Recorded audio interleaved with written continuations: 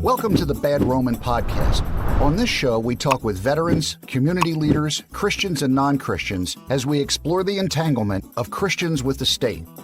The Bad Roman Project was created out of the firm belief that as Christians, we are called to follow Christ, not the state. Here is your host, Craig Hargis. Hey folks, the amount of content I get exposed to by running this project is one of the coolest aspects of the entire project. Today, Jeb Smith comes on the show to talk about his book, Missing Monarchy, What Americans Get Wrong About Monarchy, Democracy, Feudalism, and Liberty. Jeb's put together a very detailed book that is a must-read. When you think of democracy, what comes to mind? Are we more free under democracy compared to a monarchy? Let's hear what Jeb has to say. Let's go. Yeah. Left, right, left, right, left. We got our marching orders, man. Left, right, left, we'd rather serve God than serve Caesar, you feel me? Right. I'm just trying to live what he said. I'm just trying to live. Jeb, how are you doing? I'm doing very well. Thank you for having me on. This was a long time coming, I think, because you emailed the podcast, and I wanted to reach out to you. Man, I get sidetracked, busy with I got so many different side projects with this one project that it keeps me distracted. And it's like, I got to get back in touch with Jeb because I want to talk to him about this book. Because there's a lot of it that that I think about sometimes when it comes to monarchy compared to democracy, when a lot of people are like, well, we don't live in a democracy, we live in a republic. And, that's a whole other argument. But I think it's interesting when you say missing monarchy, when you're not saying missing monarchy, are we missing monarchy? And I think that's an important point to point out when it comes to this book. But before we get into this book, why don't you give us a little background of yourself? Because first time on the show, so everybody has an idea of who Jeb is, and then we're going to talk about the book a little bit. Well, thank you again for having me on. And originally, I'm raised in Vermont. I was raised in a Christian family, but I rejected it because I would ask the tough questions of the Christians, my parents, and extended family that I knew, and they were not able to answer the tough questions. And so it portrayed to me that they believed in Christianity because they wanted it to be true, or it was a cultural thing. And I had no interest in that. And public school was teaching me evolution. It was teaching me secularism, atheism in various ways. And that was the only intellectual option for me at that time. And so I became an atheist. I lived my life like an atheist. I got into drugs. I was consistently in trouble with the law in one way or the other. I was kicked out of my house when I was 15 by my parents because I was fighting with them. There was a lot of anger. I was living like an atheist. I'd steal. I'd do whatever I felt like doing.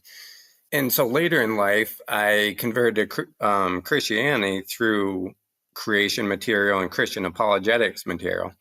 And I realized one of the big things that stuck out with me was how things were taught in public school was not the truth. I quickly realized that what I was told, what I was taught to believe, was not true on a whole host of issues, on science, religion, history, philosophy. And I thought there was something behind that, what is the cause of this? Why are children being misled? Why are they not giving multiple perspectives?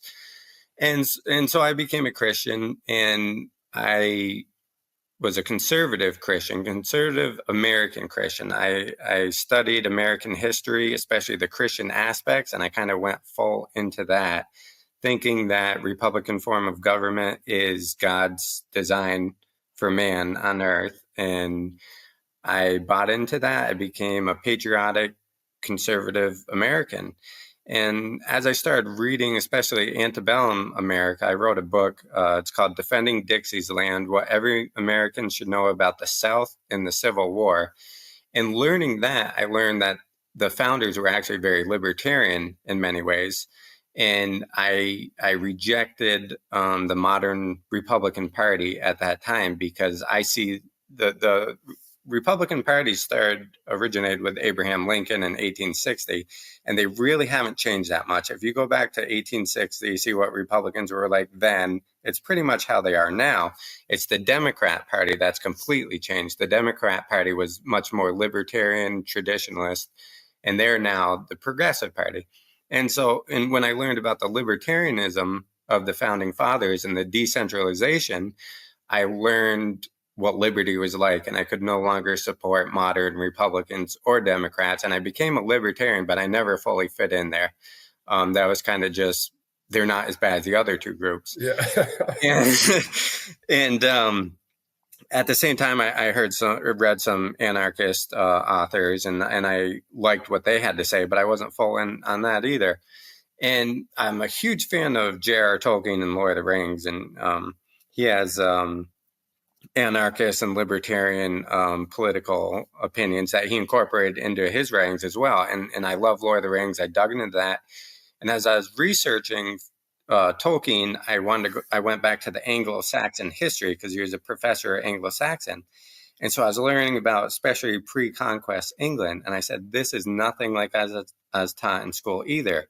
Kings, the whole political system in society was completely different. I was taught, kings were oppressive. They were basically dictators.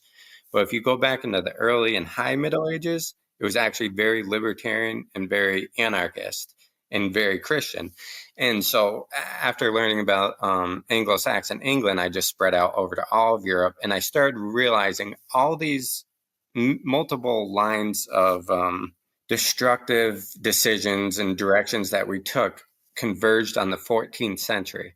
That's why I say in my book, I think the 14th century is the cutoff from the Middle Ages to modern. And so if you look before the 14th century, you find a form of libertarian anarchist Christendom that dominated Europe. And so when I started learning about that, I looked at democracy, I looked at politics, I looked at the state, because this is pre-state. This is before there's, professional politicians passing laws, taxing you. There's no full-time government at this time. And during this form of kingship, as opposed to monarchies, which existed after the 14th century with the return of Roman law, they became monarchs. And that's what we think of when we think of kings. So before the 14th century, there's this form of kingship. And to me, once you learn that history, you can't look at anything after the 14th century favorably if you're libertarian or anarchist. That's where the modern state arises. That's where a lot of negatives come in. So I don't even know how to describe myself. I don't like being called a monarchist because it indicates I like to have a monarch as a head, which I don't. It's just much better than having politicians. It's much better than having a professional government rule over you, having politics in people's life.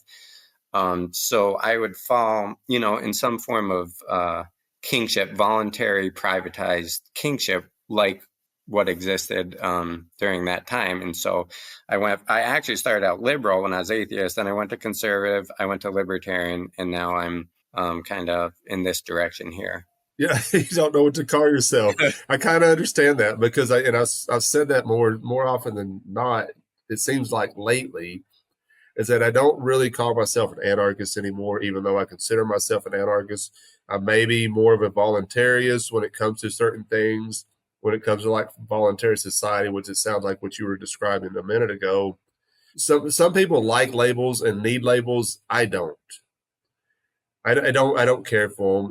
And it's something that I mentioned here not too long ago on a show that I'm even a reserve sometimes about calling myself a Christian sometimes because you don't know what that means to people when you're talking to, especially when you're talking to a new person, because their idea of a Christian might not be the same idea that I have when it comes to following Jesus.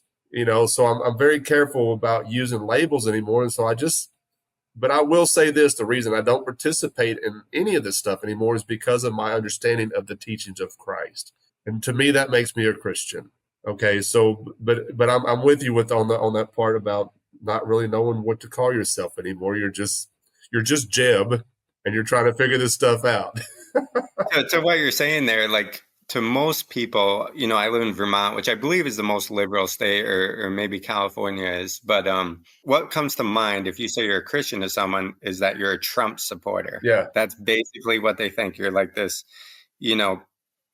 whatever the stereotypes of a Trump supporter are. They don't even really know anything about what being an actual Christian is or how far Christian America has strayed from biblical Christianity. Well, I mean, and they're not too far off that, because if you think about, because I've had these conversations very recently with folks who will call Trump a man of God, or he was sent by God, or Trump is a Christian, and I refute all of that. First of all, because if you can just look at the life of Trump and just his 4 years of president, and as a president before, he was not any. There was nothing Christ-like about what he was doing. Funding a genocide in Yemen. When you point that out to these folks who call him a man of God or a Christian, I'm like, I don't know. And the next thing is, I like to tell them too.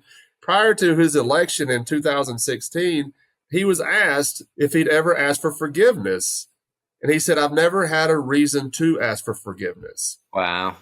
And if you as a Christian, if you hear somebody say that, you're like, well, I don't really think you're a Christian then. Right. But they kind of gloss over stuff like that, right, to support their tribe. And that's what you're talking about. Like, when I got out of politics, I found I was able to think much clearer, yes, much logic. I didn't feel like, by not having a label, you don't feel like you have to put yourself in the box. Right. I remember when I was a Republican, I'd be research global warming or something like that. And I'd seek out sources that would tell me what I wanted to hear, that give me information to refute the other side, not because I was sitting there really thinking about these things or I wanted to know the truth. I just wanted to defeat the other guy. And that's what politics does to us. And it turns us into enemies. It divides churches. It divides families. It divides communities. It leads to wars. I talk about all this stuff in my book. And people destroy the minorities based on race, religion, whatever it is, because it turns into a fight for power. But politics has that effect on our mind. And I cite numerous books, libertarian, liberal professors. None of them are monarchists, but they'll talk about studies that have been done at top universities for decades. And political scientists know all this material. The way politics affects your brain, it makes us look at other people as enemies. It gets us angry at each other. It does all these non-Christian things to us. The more politics is infused into society, the more anti-Christian the society becomes, and the more totalitarian it becomes. The more desperate people become, the more they look to someone like Trump and want him to be a savior and expect those things. And it leads us away from God to man and trying to replace. It's the opposite of no king but Christ. It's putting man, some political figure, as our savior, which is what Jews often did. They rejected Jesus. They want some military or political leader to come in. 100%. And I think it's funny because I just had a conversation with my mom.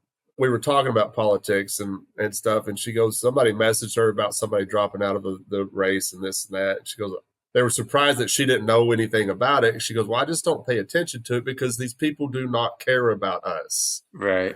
And the whole idea that we're gonna seek a savior is asinine because they don't care about you. These people are elites.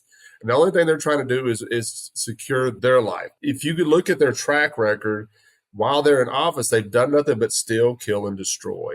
Right. So don't tell me that they care about you. It's like you said a while ago, once you got out of it and walked away from it, you could see things more clearly. And that happens to everybody when they walk away from this stuff. You walk away from it and you're like, oh, wait a second, they don't care about us. Maybe we should find a different path. And the way we handle it with the Bad Roman Project, we're just going to follow Jesus and his teachings and let's see what happens. Because I'm pretty sure that dude has our best interest in mind. Even if you don't call yourself a Christian. I mean, I've talked to atheists on the show. I've talked to atheists in private conversation. They don't have a problem with Jesus. They have a problem with Christians. Yeah. And I've brought up this quote a million times on the show. Gandhi said, I like your Christ, but I don't like your Christianity. And this is how people are viewing Christians right now. They're cool with Jesus. They just have a problem with you and how you're portraying Jesus. And to be fair, I can't name them off the top of my head, but there's at least 2 verses in the Old Testament where God's talking to Israel. He says, people are cursing my name and rejecting me because of you. And I think he was talking to the priests at these times who are supposed to be the most holy and they're acting, horrible. And people are looking at them and it just gives the bad name to God who doesn't deserve it because none of us are perfect. But for sure. That's a struggle, I think. yeah, and it's a struggle that I'm willing to strive through or work through, because it's important. I mean, and I was on the show, the Toward Anarchy show, the first time he had me on his show, and I don't remember exactly how he said it. Basically, what he's saying, it sounds like a very tough road to hoe, knowing what we know about modern day Christianity. And I'm like, that's okay, because in the back of my mind, with the way I feel about this, I know that what I'm saying is right because it came from Jesus. This is not something that Craig made up in his own mind. These aren't Craig's ideas. I'm just repeating what Jesus said. And if you're cool with Jesus, then you should be cool with what I'm saying. Now, the problem is I run in with Christians a lot of the times is they're not cool with what I'm saying because it doesn't align with what they want to believe Christianity is. Yeah, Americanized Christianity. Well, Western Christianity in itself, man, is a mess. I mean, that's another thing. We don't have time to get into all that, but if you compare Western Christianity to like Eastern Christianity, it's different, man. I talk to people across the world on this show. And when I talk to them about American politics and American Christianity, they look at me cross-eyed because they're not seeing that in their own country. Yeah. American Christianity is a mess. I got called woke the other day because I was pointing out the genocide in Gaza.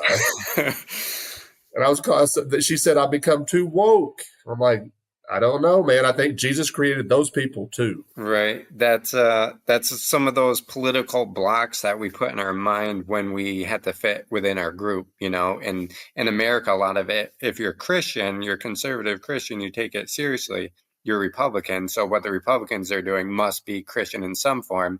So we're going to kind of just overlook things or justify actions in one way or the other. And I was guilty of it.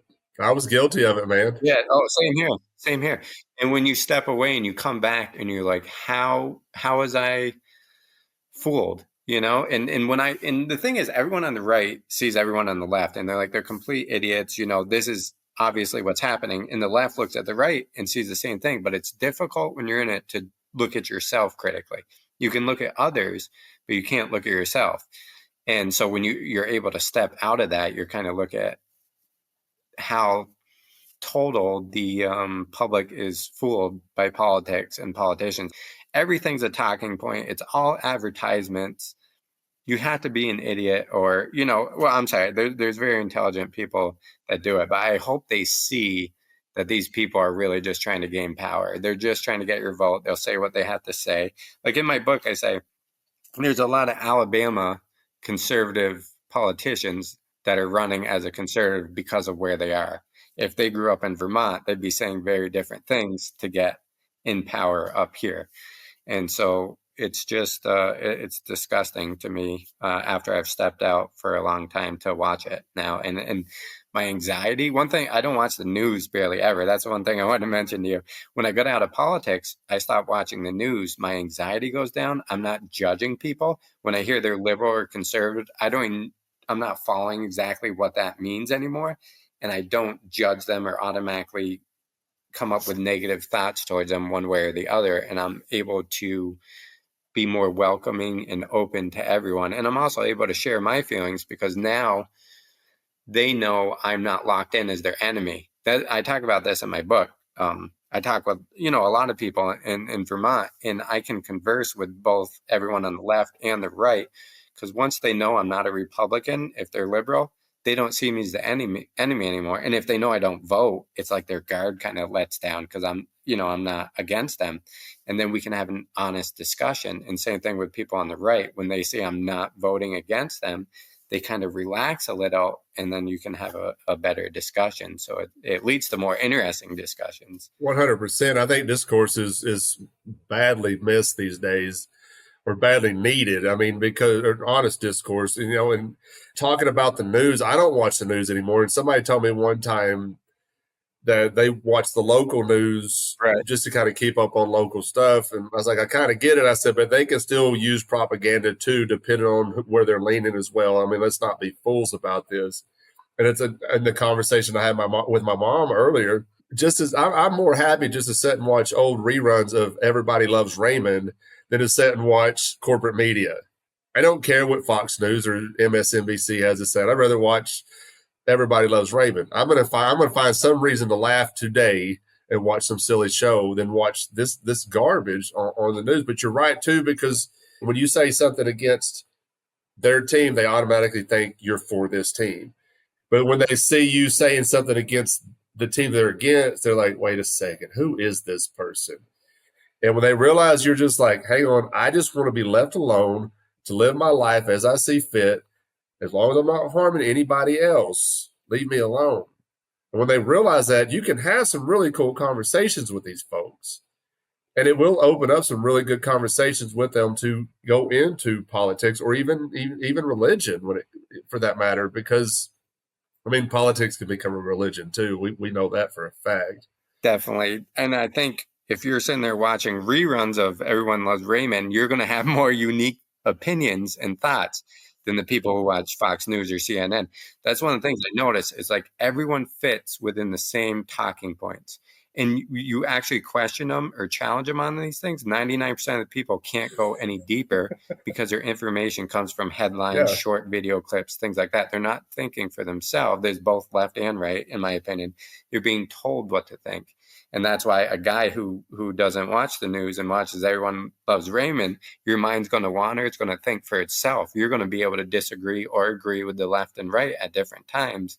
And it's going to make you a more interesting, unique person that someone's going to want to have a conversation with, especially someone like me, because I like someone who actually thinks for themselves instead of what's being told to think. And so much of our society is being told what to think. And we're going to get into that later. A lot of people think that's like Karl Marx started that, but it actually started when parliamentary government started in the 14th century. Once power went to the people, then the authorities wanted to control those people. It was the early merchants, it was the early capitalists, and it was the early, I guess you'd say, form of socialists or the government in the monarchs, in the kings. And since then, they've been fighting to control the minds of people, to sway. And I'll say this too, it's okay, even when you're having this conversation with folks that you don't agree with on either side, it's okay to disagree. You can still walk away and be friends. And I think that's the cool thing about when people realize that, hey, this guy's not going to hate me because of what I believe. He just doesn't agree with me.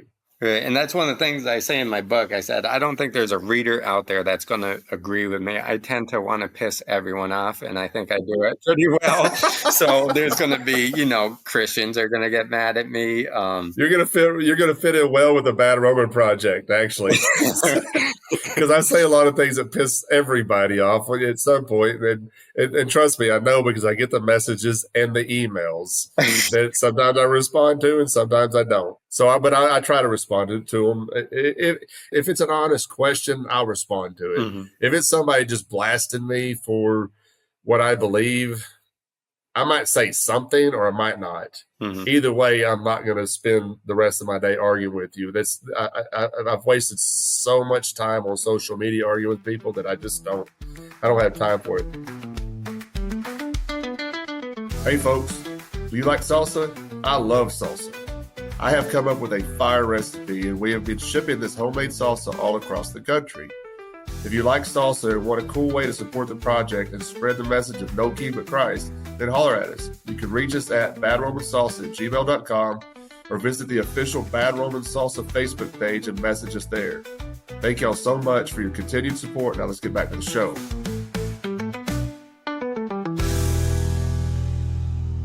Let's get into the book a little bit. And what I'm going to do is read this description. It's when you think of democracy, what comes to mind? Comparing democracy to monarchy, are you thankful to be living free rather than suffering oppression under a medieval tyrant? What if you could be evidentially shown that the democracy you hold so dear is not only less ideal than you've been taught, but is actually inferior to the kingdoms of the Middle Ages? In Jeb's latest work, Missing Monarchy, he uncovers eye-opening facts about the medieval period, kingship, democracy, and more. And what I find so fascinating about this, too, is because I've said this over and over and over. So, the early settlers of this country, quote-unquote settlers, were under a monarchy, and they revolted against it. And they set up their own form of government. And now we have this monstrosity that we have. And I've said over and over, I was like, maybe we were better off under a monarchy that we were taxed, 3% compared to 50, 60, 70% of our income. So, I mean, and the fact that people think that we're free in this quote unquote democracy is silly to me. And we're going to get into this later too in the education trap part of your book. I want you to kind of just lay the groundwork from your book, and then we're going to get into Chapter 2, Rebellion Against Tyrants is Obedience to God. But you wanted to lay the groundwork with the medieval times, and I think that's a great point to start with. Sure. So the time period that I'm focusing on is from 700 to about 1300, and that's just a generalization. There's numerous realms, cultures, laws, politics going on during feudal Europe, the feudal kingships of the Middle Ages. So it's a very generalized time that I'm looking at. But the 14th century, as I talked about earlier, kings were replaced by monarchs.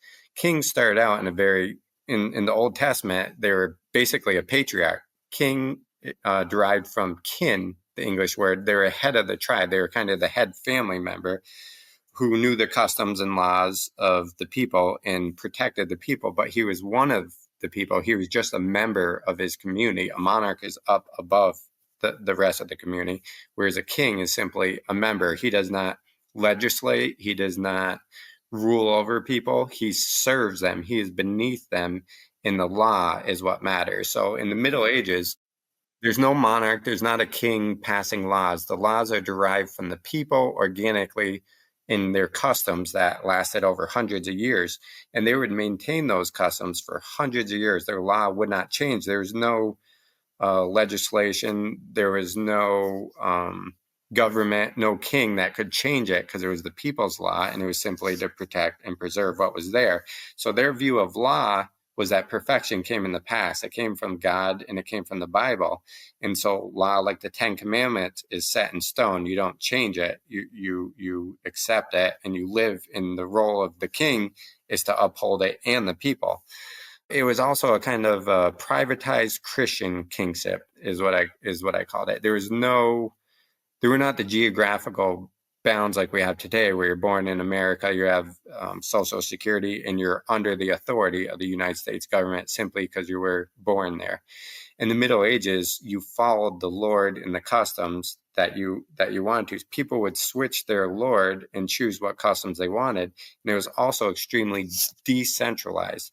So Ireland was made up of in 800 AD was made up of 150 different realms. Northern Italy in 1200, there was 200. In Germany, there was 600. So there's all these different options that you had to choose from and move to. And each lord, each village, each tiny realm, monasteries owned quite a bit of land. They would have their own customs from the people that lived there. And people would choose to live there. If they didn't like it, they would just move to the next town or the next town. Lords would pass off their customs, and people groups would do the same thing. So it was voluntary in that you weren't forced, you weren't coerced as we are today under government because they have power. You had the choice to live how you wanted to live. There's plenty of off-the-grid living due to the roads and cities falling after Rome decayed, and low taxes and low centralized government. So there's huge tracts of land where people lived without really an official government. It was basically a bunch of homesteads that were together, that lived in extended family groups that kind of just did their own thing, and families were the center of the government. Kings and lords, everyone was below the church, below law, and below God. So the law derived from God, as I said, similar to the way the Ten Commandments, it's set in stone, and the king cannot change that, and he can't go against it. If the king has certain functions to do under the law, that's what he does. He does not go beyond it. He does not expand his own powers, or he's violating the law.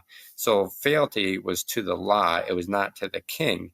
That's what governed, is these untouchable laws that stayed the same over hundreds of years, and they were derived again from the Bible, from God, what they thought God put laws into nature. Kings themselves, so say you're the king of France, I use as an example, 99% of the people in his realm, over 99%, he had no effect at all. None at all. He only interacted with his direct vassals, who interacted with the vassals below him, and he only owned a small area around Paris. The rest of France was completely devoid of royal authority. They were all autonomous dukedoms in different areas like that. And so the king only controlled a very small part. And he couldn't even control the vassals in his own royal territories that were expected to be his. A lot of them wouldn't even swear an oath, or they would just ignore him. He couldn't travel outside of his realm safely. A lot of these vassals that were around him at the same time were more powerful than he was. And what this did is it kept the king weak, and it kept him from the central power from expanding and forcing everyone in France to live under his laws in the way he wanted to do. He couldn't do it anyway, but if he wanted to, all these other vassals are stronger than he is, so he couldn't even think about conquering, the way militaries do today to force people under his own authority. What changed? And maybe you're going to get into that here in a little bit, but I was listening to you talk, and if that's the case, if what was the point of a king if he had no power whatsoever? It seemed like what was the point? Was he just like we saw like Queen Elizabeth? Was it just a figurehead, like symbolic? Yeah, is that all he was? Was just like, was it some symbolism, or was there anything that he could do that as a king? Yeah, there definitely was, and it depended again on the territory that you're in. But for the most part, the king was there to protect the people during invasion. Certain powers that he had, then he could muster armies. He could institute certain taxes. Which, by the way, we were talking about taxes. In the Middle Ages, you needed the consent of the people being taxed, and the taxes were not a permanent tax. So, like, say you're the king of France and you're invaded. Now it's the king's authority. He can raise a tax. He can raise an army to fight off the invaders.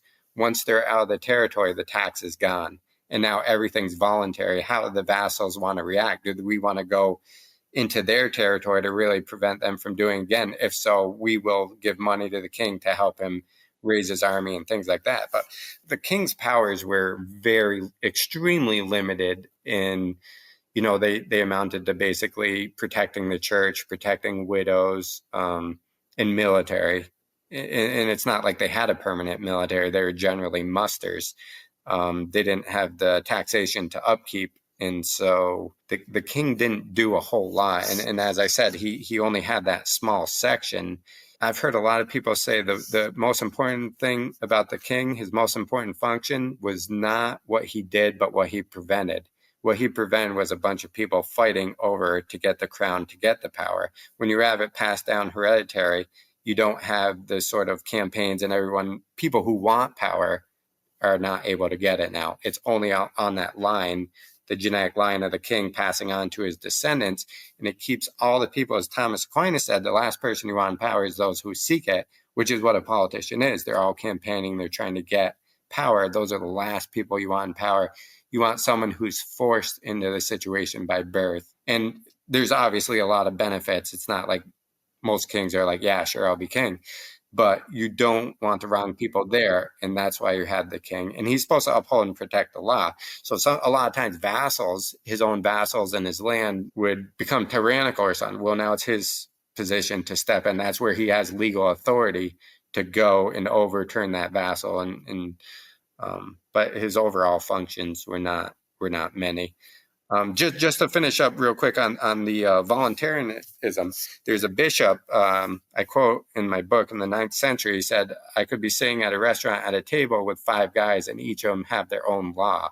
And so the law went with the people. We were talking about how they didn't have the geographical realms. That's a Roman law idea that came back in the 14th century.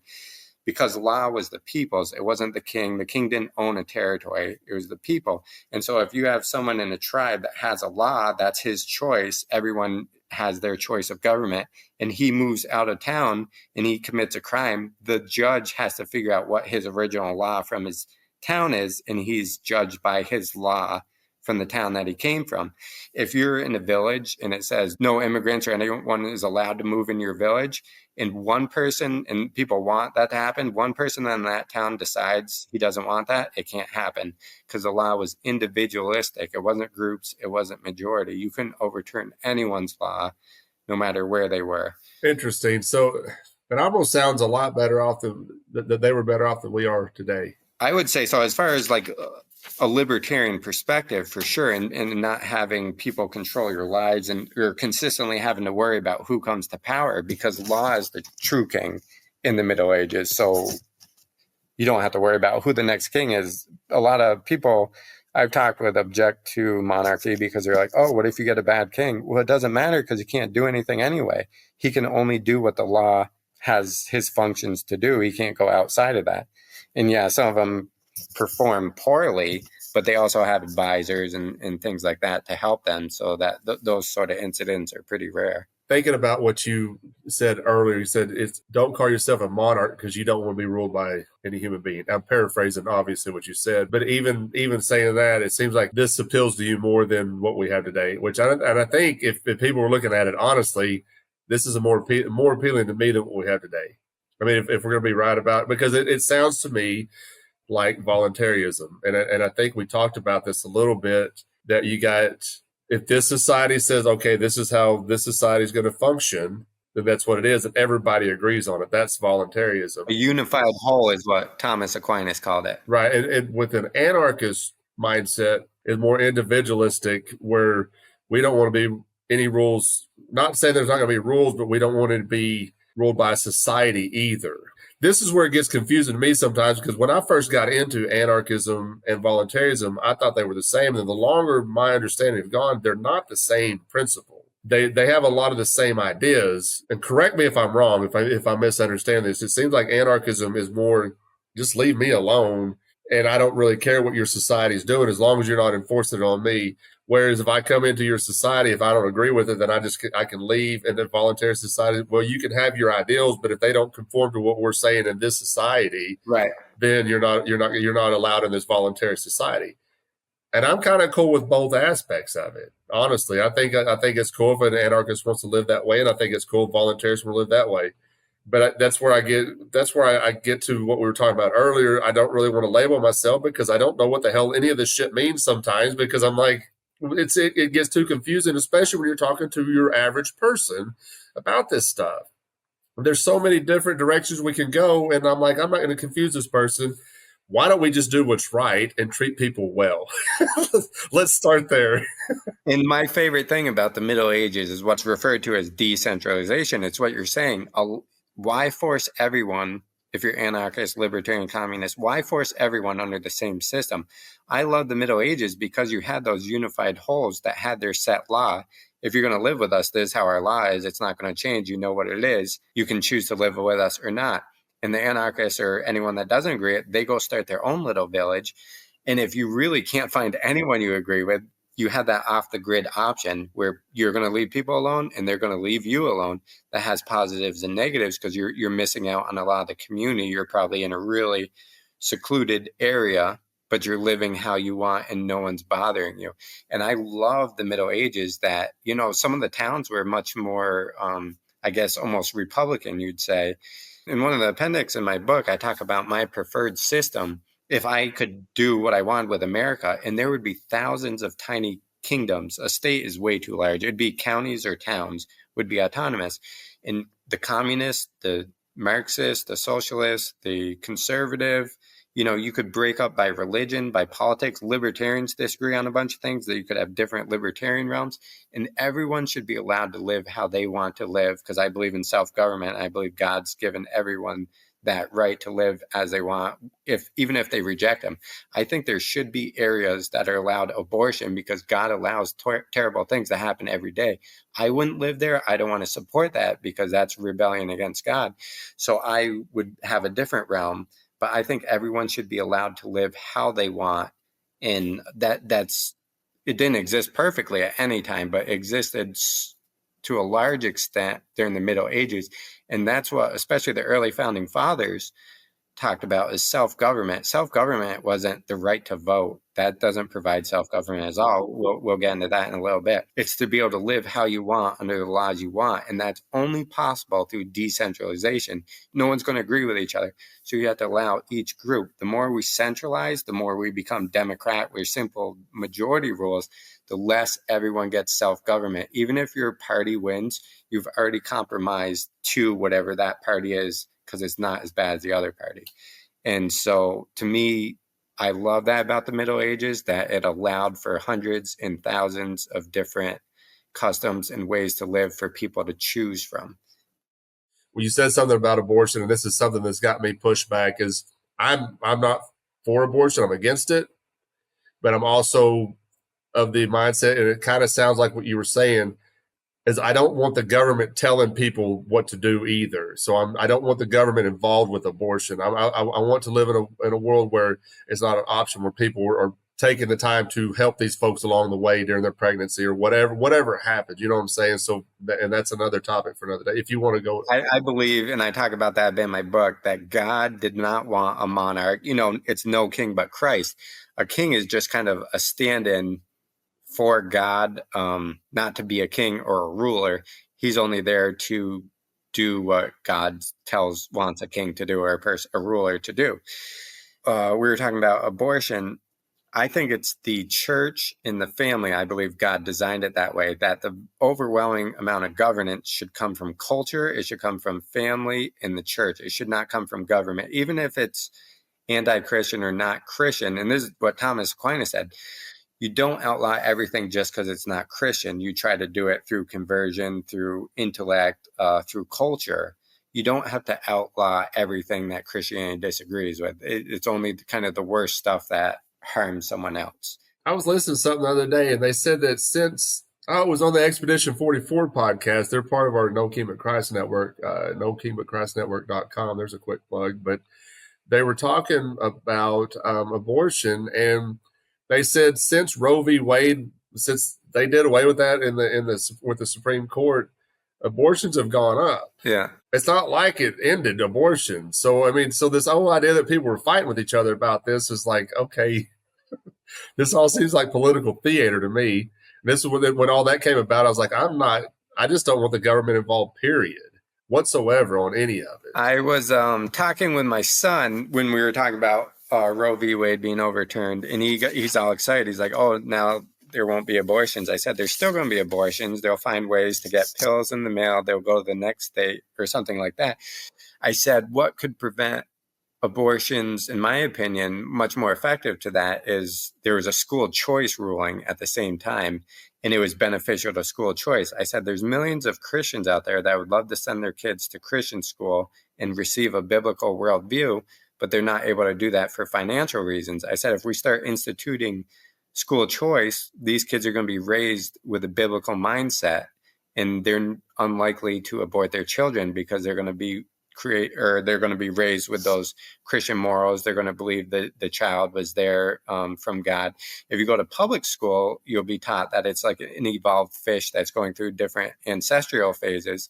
And if you don't have the Christian mindset, you don't think there's eternal judgment, anything like that, and you're in a tough situation, you're much more likely to abort that baby because you don't have the obstacles in the way. If you have a Christian mindset and you think it's murder, you're going to put it up for adoption. You're going to find a way, and you're much less likely to abort it. And that's the way to do it, in my opinion, is through education. And that's a very, I think the Middle Ages took that mindset as well. And I think that's part of why they had a Christian society, so that even if abortion was legal, you wouldn't have people taking advantage of it because they don't have the mindset for it.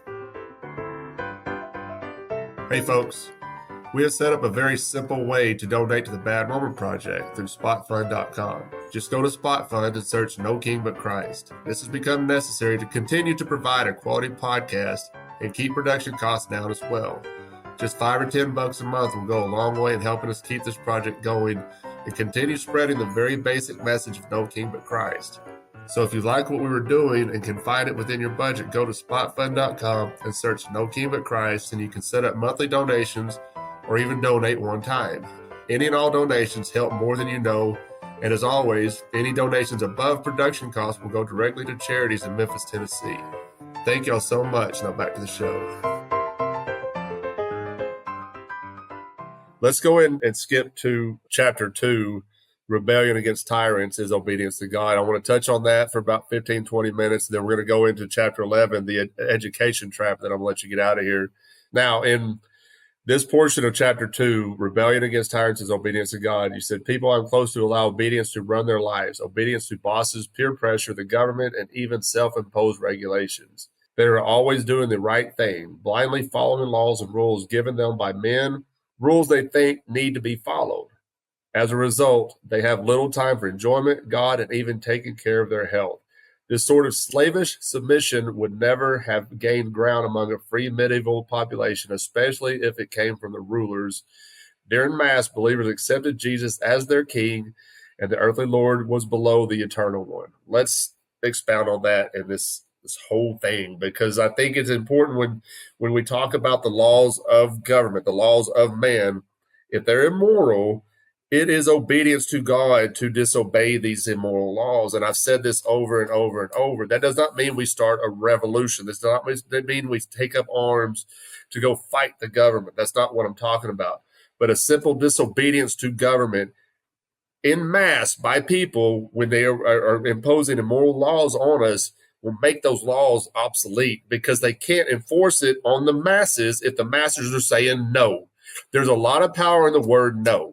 And when people start saying no to these immoral laws, these laws are obsolete. They mean nothing to any of us because they're immoral, and we're not going to follow this garbage anymore. Yeah, and that's what I was talking about with using the King of France as an example, and vassals ignoring him and having vassals more powerful than he was. If a king or a lord or any ruler steps outside of the law, steps outside of those bounds in the Middle Ages from their perspective, he is no longer a king. He's de-kinged himself. He's now become a tyrant. So a king is placed by God to do God's will and to serve the people. As soon as he steps outside of those bounds, becomes tyrannical in any sort of way, he's now a symbol of Satan, as John of Salisbury called him. And by law, it's part of the medieval law. You're now supposed to disobey him. You don't follow your king just because he says so, and you don't follow your lord or whoever it is just because they decide to take an action. It's dependent upon his actions. If he's acting in an unbiblical manner, it's now part of your law to resist him in any way. And they did that through many ways. Some of it was armed rebellion, but most often it was simply ignore him. If your king or lord did something that was out of bounds, well, everyone just ignored him. If he tried to go further with force, people would resist him. A lot of times, competitors or someone in the household, if a king or lord really became tyrannical and violent and wanted to start a war, you could challenge him to a duel.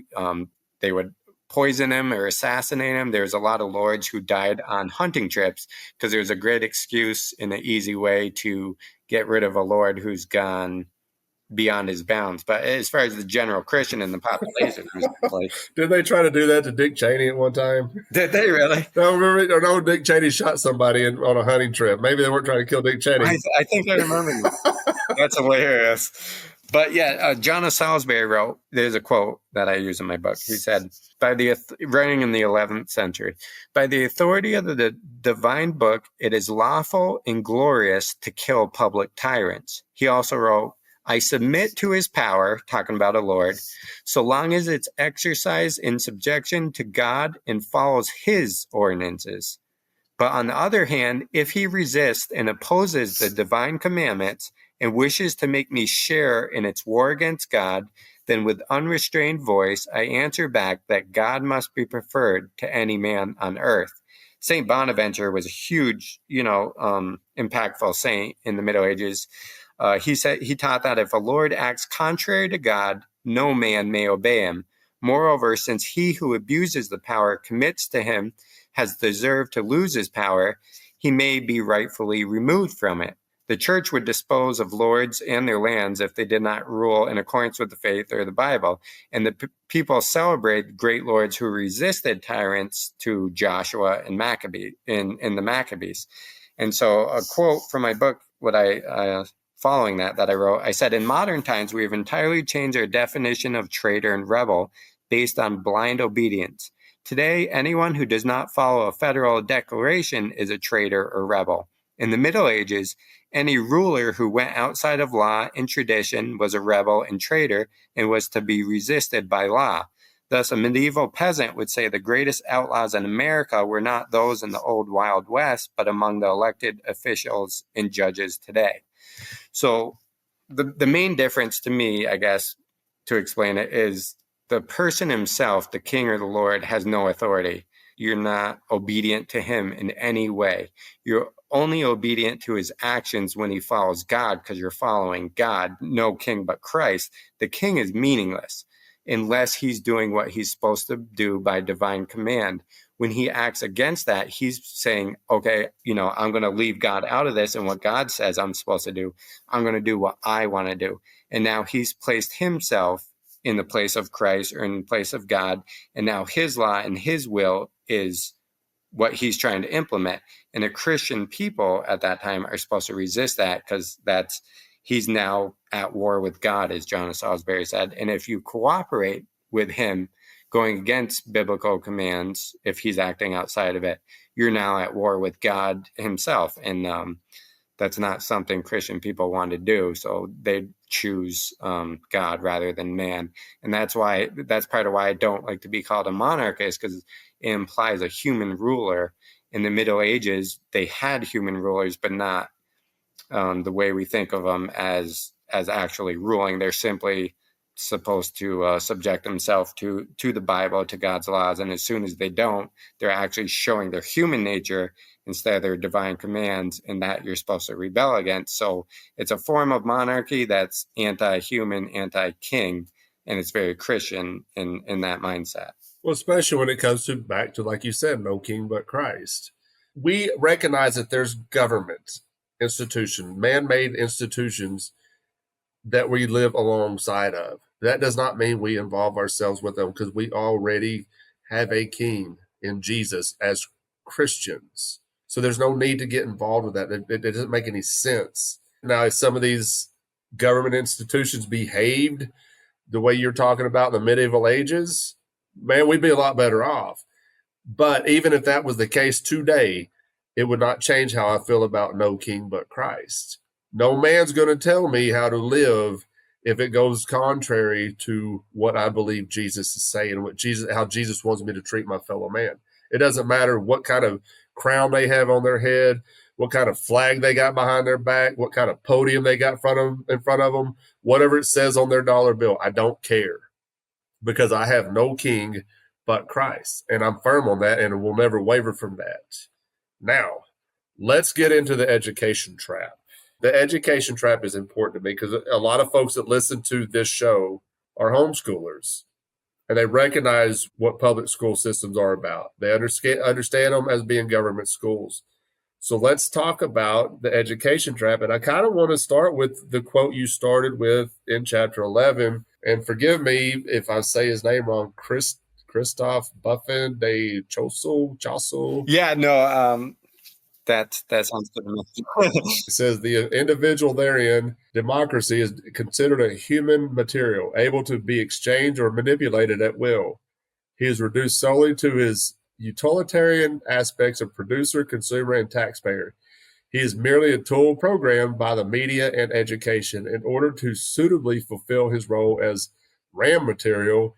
The individual must be void of any roots, without race, without nation, and without religion. He must be devoid of an ideal, or rather his sole ideal must be simply the satisfaction of his needs. In morality, he must be relativistic so as to readily accept all tendencies of the ruling power. Furthermore, the individual must be void of personality as of independent judgment. It is imperative that he conform to the movements of the crowd and not seek to be different. And that last line, and I apologize, I probably should have let you read that because you would have said a lot better than me, but that last line, it is imperative that he conform to the movements of the crowd and not seek to be different. And this is something that we were talking about early on when you're talking to people in their tribalistic mindsets, when they let their guard down and realize you're not there to fight with them, you're just there to have a conversation because you've stepped away and you can see things differently. Right. You're not part of the crowd. And I thought that last line, dude, when I read that, I was like, that right there is what we need to focus on. The movements of the crowd and not seek to be different. that's the whole thing with education, with the public schools, with the government schools, is to keep you in line and keep you in these rows, everyone the same. Yes. Expound on that a little bit, man, on this portion of your book, and I'll let you get out of here. Yeah, I'd like to, well, on politics, I cite quite a few books, political scientists that all will tell you politics, that's what it does. We talked about a little bit before, and I mentioned how Republicans had the same talking points and Democrats had the same talking points. When you inject politics into people's mind, they're very easy to herd and to sway one way or the other. And so that's why it's a great form of governance for the people in power, because they can very easily sway the people, and the people are kind of led thinking that these are their thoughts, that these are what they want. But history shows, and a lot of the books I cite show throughout history, it's not the people that are swaying those in power. It's those in power that use media, that use education to sway the people. So something they may have rejected a decade or two before, they now accept and praise in a lot of ways. And so, yeah, it's the herd mentality that politics injects, and that's instituted through kids year after year in education, and then through media takes over. But I want to read a quote here from the book that I wrote. I wrote, "Around the world, the same methods and results occur whenever and wherever democracy is implemented. The authorities ensure the population has the worldview and mindset, enabling the maximum accumulation of power to itself and providing the least resistance to its expansion of power. Despite what American conservatives tell you, propaganda is not modern liberal or Marxist development. It arose as soon as parliaments began, and that was back in the 14th century. And so, they need to be detached, as the quote spoke of, from anything that could compete with the government. They want the government to be the authority, because once the government's accepted as the authority, the highest power, it can do anything. It becomes God." Another quote that I saved that I wanted to read for you, it said, from my book, it said, "If people have no solid foundation and no roots running deep in the soil, they can be easily swept off by the current agenda of the day. This predictable result is by design. Secular philosopher Noam Chomsky admitted, the whole education and professional training system is a very elaborate filter which weeds out people who are too independent and who think for themselves, and who don't know how to be submissive and so on, because they're dysfunctional to the institutions." And I said, every government wishing to become God, desiring to regulate morality, family, education, the economy, marriage, gender, and thought, must remove any higher moral law. It must turn the population into a docile, unprincipled people whose authority on morality, philosophy, religion, and politics are politicians, government educators, and national media experts, rather than the Bible, the family, tradition, or the church. The government must be the ultimate authority. And so that's what education system, media do to a large extent, is to remove any obstacles that could get in the way. And Christianity has been, throughout the West, the main obstacle. You look at the Middle Ages, that's why tyrants didn't. That's why you could go on for 600 years and maintain a libertarian society, because the people had that biblical worldview, and the state or a king was not the highest, no king but Christ. And if you think that way, like you do, and you believe you put God above man, then you're a very poor citizen in a democracy, and your type of thinking needs to be eradicated and replaced by something that's much more docile, that can be easily swayed with the herds every election or whatever the new agenda, economic or political, that a party wants. They need their base to sway with them, and that's accomplished through education and media as well. Well, okay, let's. You touched on something very early on the show, and I cut you off because I wanted to save it towards the end. You were talking about Marxism, and I'm going to read this portion of your book and touch on this, and then we'll wrap it up after this. But it says, American conservatives complain about Marxism and socialism in America, but don't realize those groups simply take secular democracy and collectivism to their logical conclusion. Others must be slowly dragged along by true believers who view them as holding back progress towards the promised land democracy will lead us to. I want you to kind of expound on that and touch on that a little bit, and then I promise we'll wrap it up and I'll let you get out of here. Yeah, what I as I was saying earlier on, I was a conservative Christian Republican with some libertarian tendencies. And it took me a while to realize that by accepting democracy, by accepting separation of church and state and all these things, you're inevitably going to end up in a totalitarian democratic state.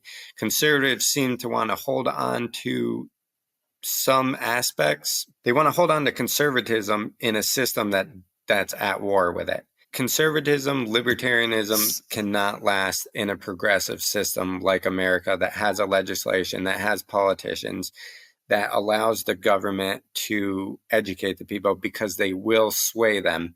As soon as the power went supposedly with the people, which it existed way back when, and it was protected before the 14th century, but as soon as voting became a decision of who's in power, that's inevitably going to lead to indoctrination, and it's going to inevitably lead to a population that is less resistant because they're going to be conformed to it. Conservatives somehow want to work within a system that's set up to be progressive, that's completely against them. I'm going to have an article coming out that I'm going to argue why conservatism and libertarian cannot exist in a democracy long term.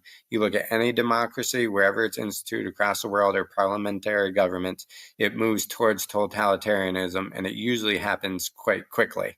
And so the only thing that's preserved it is monarchy. When that article comes out, I want to talk to you about that, because this is something that I argue about with libertarians. Like, they seem like they could get into power and fix the state, and I'm like, no, you're just going to do what the state tells you to do anyways. They think they can, and that's the one of the myths of democracy, that you can actually influence the culture around you by intellectual engagement and giving them better option. That's not going to happen. What's going to happen is the people that are in power, that control media and education, are going to control the masses. I use the example in my book here in Vermont. If I spent my entire life trying to evangelize people to my political cause, I would not change 1% of voters in Vermont. I just don't interact with that many people. People aren't interested in conversations. They get their sources, they listen, and that's it. And I would have spent my whole life on politics making no difference at all. We do not control things as much as we want to think we do, or think we can convince the majority. It's just not going to happen as long as the government is educating people. I agree with you on that part, because libertarians are a source of frustration for me when it comes to politics. And everybody listening to this show knows that about me. Now, that being said, Jeb, this was fascinating. This was a fantastic conversation. I mean, I pick on the right and the left on the show, but I pick on the libertarians too, because I think there's a delusion among libertarians that they think that they can fix this through the state. And I think that's stupid. I think it's incredibly stupid. I think it's a huge waste of time, especially as a Christian. Right. If you do get around to reading the whole book, you'll see some of my arguments in there. And you're basically playing their game that's set up for them to win, that they're more apt at doing. And not only that, you're creating this constant fight to try to protect yourself. I said, if you win 95% of the time, conservatives or libertarian, that 5% over time is going to transform the society as it has. And so I think conservatives feel like they're winning. They get all these minor victories, but they always lose the war because we're working in a system against us. I wanted to read you a quote by Sanders Spooner. He's describing democracy. He said, under democracy, a man finds himself environed by a government that he cannot resist, a government that forces him to pay money, render service, and forego the exercise of many of his natural rights under peril and weighty punishment. He sees, too, that other men practice this tyranny over him by the use of the ballot. He sees further that, if he will but use his ballot himself, he has some chance of relieving himself from this tyranny of others by subjecting them to his own. In short, he finds himself, without his consent, so situated that if he uses the ballot, he may become a master. If he does not use it, he will become a slave, and he has no alternative to these two. And that's what democracy is. And, you said you're into voluntarism and choice and freedom, and so am I. And it's not possible under a democracy. And even if libertarians get their way, they're just forcing other people under their rule. If they hit that 51%, they're just going to piss off the Democrats and Republicans, and they're forcing their way on them, which I don't think as Christians would be a good idea anyway. I've got so much I want to say right now because everything you're saying right now, I'm just, all right. So you said something earlier about the founding fathers probably being libertarian, and now we have this libertarianism in politics is not going to work if we're going to view the founding fathers as libertarians, right? So now we have Joe Biden as a president who is, by all accounts, brain dead. Okay. This is what it's become. So miss me with that. I try to explain to libertarians too, and you just said it. If libertarians got their way, the 51%, you're telling the other 49% of people how they should live, even if they disagree. When they disagree with you, that's not libertarianism at its natural. The way I understand it is that's not libertarianism. That's authoritarian. Yeah, it's a libertarian form of authoritarian. Right. That's why I love the decentralization of everyone being able to live how they want to live. And in my mind, the communists say county is just as free as the libertarian county because they're both allowed to live how they want. I might disagree with these guys over here, but allow them to live that way if that's how they want them to live. Allow the libertarians to stop fighting. But that's what democracy is. It's one big meshing everyone together at war with each other. 100%.